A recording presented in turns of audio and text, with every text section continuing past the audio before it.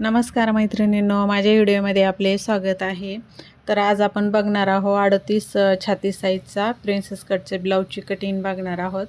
तर ब्लाऊजची तयार उंची जी आहे 14.5 आहे, तर त्याच्यामुळे आपण 15.5 इंच जे आहे तर उंची टाकून घ्यायची.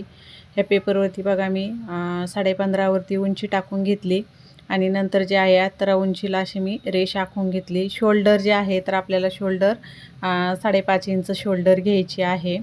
आणि मुंडा जो आहे तर आपल्याला मुंडाचा भाग जो आहे तो आपल्याला 6 इंच घ्यायचा आहे. 6 इंचावरती मी एक पॉईंट दिलेला आहे.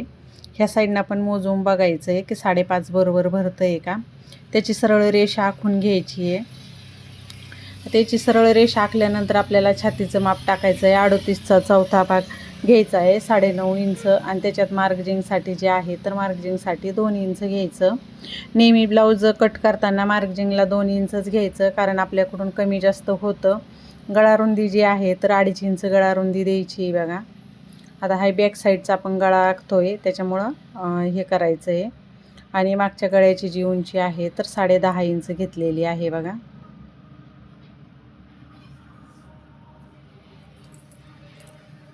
तुम्ही नॉट जर लावणार असाल तर तुम्ही 2.5 इंच गळारुंदी घेऊ शकता, आणि जर का तुम्हाला नॉट लावायची नसेल तर तुम्ही गळारुंदी जी आहे ती 2 इंच ठेवायची आहे. खालच्या साईडनं पण आपल्याला माप घ्यायचं आहे. कमरेचं माप घेतलं आणि टक्ससाठी 1 इंच आणि 2 इंच जे आहे तर आपलं मार्जिंगसाठी 2 इंच घेतलेलं आहे. आता ही जी आहे तर ही बॅक साईड आहे, आपला पाठीचा भाग आहे हा. आता ह्याच भागावरून आपल्याला समोरचा भाग काढायचा आहे.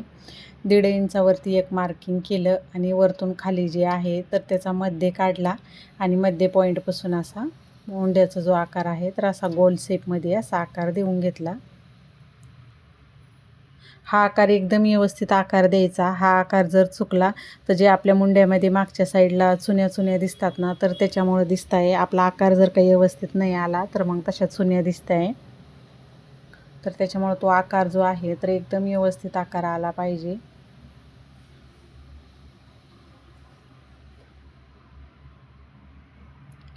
आता हे जे आहे तर आपल्या मागच्या साईडचं बॅक साईडचा हा पार्ट आहे तर हा झालेला आहे. त्याच्यामुळं मग मी हा कट करून घेतला आणि आता नंतर मी परत पेपर घेतला आहे आणि त्या पेपरवरती जी आपली बॅक साईड आहे तीच ठेवायची. आणि म्हणजे आपल्याला नवीन उंची टाकायची गरज नाही, आणि जसं आहे तसंच आपल्याला आखून घ्यायचं आहे.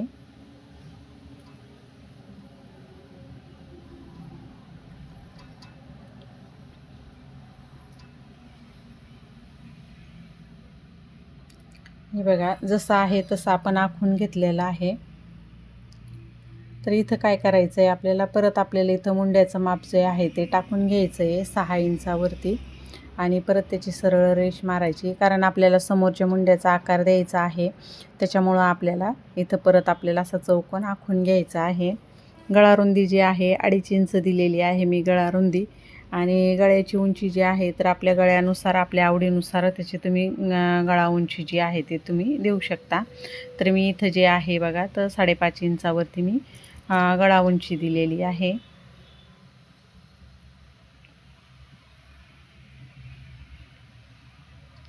आणि गळ्याला असा गोल जो आहे तर गोल आकार देऊन घ्यायचा. आता याच्यामध्ये काय करायचं आहे आपल्याला, तर आपल्याला याच्यामध्ये उंचीला जे आहे तर आपण समोरच्या साईडचं जे आहे तर आपण इथं उंची जी आहे तर आपण इथं 1 इंच आपल्याला उंची जी आहे तर वाढवून घ्यायची आहे. हे बघा, इथं जे आहे तर मी 1 इंच हाईटमध्ये जे आहे तर 1 इंच वाढवून घ्यायचं आहे.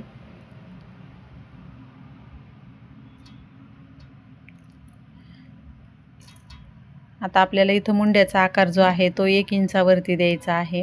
1 इंचावरती असा गोल असा आकार देऊन घ्यायचा आहे बघा.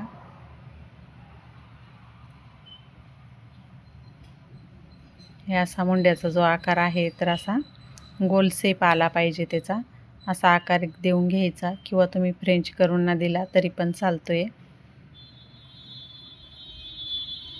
हे बघा, आता आपलं हे जे आहे छातीची साईज जी आहे तर 38 साईजचा आहे हा ब्लाऊज.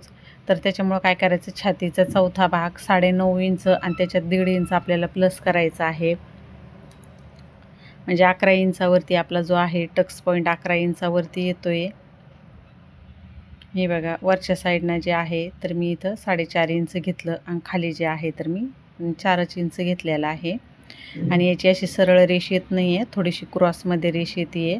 तर अशी क्रॉसमध्येच रेष आखून घ्यायची. इथं मुंड्याच्या आकारपासून आपल्याला 1 इंच वरती जायचं आणि 1 इंच वरती गेल्यानंतर बघा हे असा आकार जो आहे तर असा आकार देऊन घ्यायचा. जो प्रिन्सेस कटचा जो आपला आकार आहे तर तो आकार इथं देऊन घ्यायचा आहे. आता इथं आपण असा आकार देऊन घेतलेला आहे. त्याच्यामुळे आपल्याला आता इथं टक्स पॉईंट जो आहे तर आपल्याला 2.5 इंचावरती येणार आहे. आपला टक्स जो घ्यायचा आहे ना आपल्याला तो पप जे आहे ना तर 2.5 इंचावरती घेणार आहोत आपण. कारण मोठ्या साईजचा ब्लाऊज आहे त्याच्यामुळं खालतून वर जे आहे तर 2 इंच घेतलेला आहे मी. आणि इथं बघा तुम्ही मुंड्यामध्ये मी 1 इंच वरती आकार दिलेला होता ना, तिथून 1 इंचावरती 1 पॉईंट दिलेला आहे. आणि आता इथं जे आहे बघा तर इथं कसा आकार देऊन घ्यायचा हे बघा. मी इथं जे आहे तर फ्रेंच कर्वच्या साहाय्याने मी असा आकार देऊन घेते. हे बघा हे असा आकार जो आहे तर असा आकार आपल्याला इथं देऊन घ्यायचा आहे.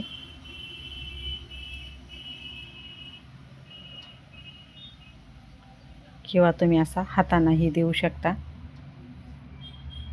यांना काय होतं प्रिन्सेस कटचा जो आहे कुठं झोळ वगैरे येत नाही आणि चुन्या वगैरे काही पडत नाही आहे. एकदम व्यवस्थित प्रिन्सेस कट ब्लाऊज जो आहे समोरच्या साईडनं छान असा ब्लाऊज बसतो आहे. आता आपला इथं आपण टक्ससाठी इथं आपण 2.5 इंच जो कपडा घेतला आहे इथं जो आपला कपडा जाणार आहे वरती पण 1 इंच जाणार आहे. त्याच्यामुळं वरच्या साईडनं मी 1.5 इंच वाढून घेतला कारण की शिलाई मार्जिंगसाठी पण अर्धा इंच जाणार आहे त्याच्यात. आणि खालच्या साईडनं पण मी इथं जो आपला इथं मध्ये कपडा जाणार आहे त्याच्यासाठी इकडं वाढवून घेतलेला आहे. आणि मग त्याची अशी क्रॉसमध्ये लाईन जी आहे तर अशी लाईन आखून घ्यायची.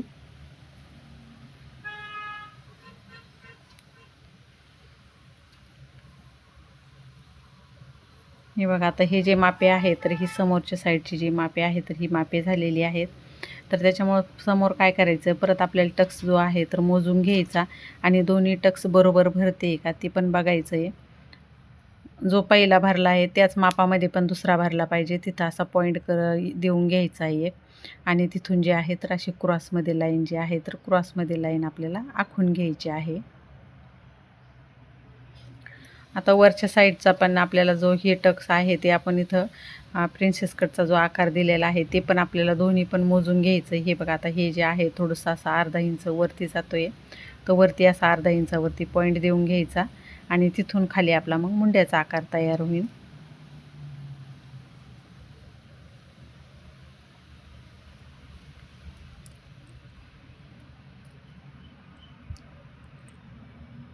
आता हे जे आहे बघा तर बॅक साईड जी आहे तर बॅक साईड अशी त्याच्यावरती ठेवायची. बॅक साईड ठेवल्यानंतरच आपल्याला कळन की आपल्याला कसं हे करायचं आहे म्हणून. तर हे बघा बॅक साईड ठेवल्यानंतर आपला जे हे बॅक साईडला इथं ठेवायचं म्हणजे आपला इथं पॉईंट येतो आहे.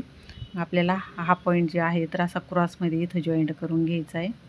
म्हणजे आपण ब्लाऊज जेव्हा शिवतो तेव्हा कमी जास्त कपडा होत नाही किंवा नाही जर तुम्ही हे माप घेतलं तर कपडा तुमचा जास्त होतो. मग आपल्याला असं वाटतं आहे की कपडा कमी पडला की जास्त झाला काही कळत नाही आहे. त्याच्यामुळं आपण जेव्हा पेपर कटिंग करतो ना तर कटिंग करतानाच आपल्याला हे मापे एकदम व्यवस्थित घ्यायची. त्याच्यामुळं मग आपल्याला पण लक्षात येतं आहे की नाही आपलं जे आहे तर ती बरोबरच आहे म्हणून.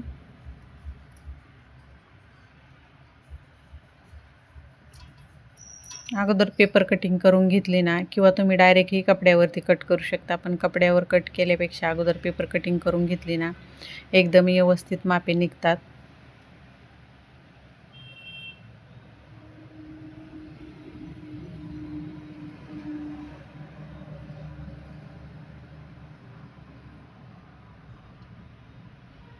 आता इथं गळा जो आहे तर मी गळा पण कट करून घेते आहे. कारण जर का तुम्हाला नंतर डिझाईनचा वगैरे गळा टाकायचा असला तर तुम्ही कट नाही केलं तरी पण चालेल. पण मी असा राऊंडमध्येच घेणार आहे त्याच्यामुळं मग मी कट केलेला आहे बघा. तर हे बघा शिवल्यानंतर एकदम व्यवस्थित असा पप येतो याचा. कुठेही चपटा वगैरे असा पप येत नाही आहे. एकदम व्यवस्थित छान असा पप येतो आहे. आता आपले हे तर मापे झालेले आहे. तर आता मग आपल्याला बाहीचं माप जे आहे तर मग आता मी बाहीचं माप घेते बघा याच्यामध्ये. तर 10 इंचाची बाही आहे बघा. तर मी 11 इंच घेतलेला आहे इथं. आणि आता याचं हे जे आहे तर छातीचा चौथा 9.5 इंच घेतलेला आहे बघा. याची जी घडी जी आहे ती 9.5 इंचाची घडी आहे. 9.5 इंचाची घडी घेतल्यानंतर जे आहे बघा, तर सरळ मी असं खाली एक रेष आखून घेतली आहे. आता आपल्याला याला कॅप हाईट द्यायची आहे. तर कॅप हाईट तुम्ही किती द्यायची, तर 10 इंचाची बाही आहे बघा, तर मी 3 इंच जे इथं आहे तर 3 इंचावरती मी कॅप हाईट दिलेली आहे. इथून मध्ये जे आहे तर 2 इंच घेतलेला आहे बघा, 2 इंच सरळ रेष घेतली आणि वरच्या साईडनं 1-1 इंचावरती असे 2 पॉईंट दिलेले आहेत. आणि हे बघा, आता याचा जो असा आकार आहे तर मग आकार देऊन घ्यायचा, किंवा तुम्ही फ्रेंच कर्वच्या साहाय्याने पण देऊ शकता, किंवा हाताने जर का जमेत असेल तर तुम्ही हातानेही देऊ शकता. आता याचा काय करायचं आहे, असं मध्ये काढायचं आहे. मध्ये काढल्यानंतर काय करायचं आहे, हे बघा मी इथं मध्ये काढून घेतला. मध्येपासून अर्धा इंच जो आहे तर अर्धा इंच एक पॉईंट द्यायचा आणि मग नंतर जो आहे तर समोरचा जो आकार आहे तो आकार देऊन घ्यायचा आहे. तर हे असा बाहीचा जो आकार आहे तर अशा माशावानी असा माशा टाईप असा आकार येतोय, तर असा आकार देऊन घ्यायचा आहे. नंतर जे आहे तर आपली बाहीची जे हे आहे तर बायडंड घेर जो आहे तो 5 इंच आहे आणि मार्जिनसाठी 2 इंच घेतलेला आहे बघा. तर हे असं क्रॉसमध्ये इथं पण असं आपल्याला आखून घ्यायचं आहे. हे बाहीचं माप झालं आहे. एकदम सोप्या पद्धतीमध्ये मी बाही सांगितलेली आहे, बाहीची कटिंग. आणि नंतर जी आहे तर बघा, बाही अशी कट करून घ्यायची आहे. तर ह्या पद्धतीने जर का तुम्ही पेपर कटिंग केली तर ब्लाऊज तुमचा कुठेही बिघडणार नाही आणि एकदम व्यवस्थित असा ब्लाऊज बसतो आहे बघा. तुम्ही एक वेळेस ह्या पद्धतीनं पेपर कटिंग करून बघा आणि नंतर कमेंटमध्ये मला सांगा की ब्लाऊज कसा बसला येतो. तर चला, नवीन अजून अशा एका व्हिडिओमध्ये भेटूया. तोपर्यंत सर्व माझ्या मैत्रिणींना श्री स्वामी समर्थ.